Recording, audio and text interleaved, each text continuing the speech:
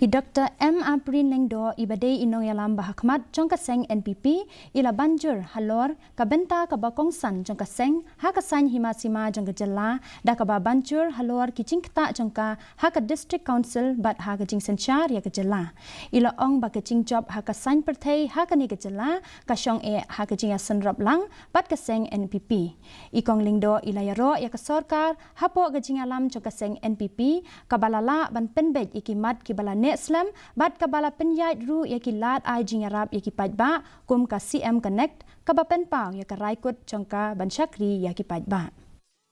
We have settled scores which have never been settled for generations. We are trying our best to be people friendly. Where will you find a chief minister humbling himself in unknown territory talking to the public on CM Connect? Have you seen? I am yet to see one. So gimmick of political parties is a very strange phenomenon. I don't know whether mantras work forever, but I know every other election, every political party thinks of a new vision, a new catch line. So I'm yet to understand what will be the catch line for the MDC election. But one thing which is constant, you may have any party form an EC in any of the districts. If you don't get the blessings of the NPP, it will be difficult for you to achieve anything. That's the way the politics works.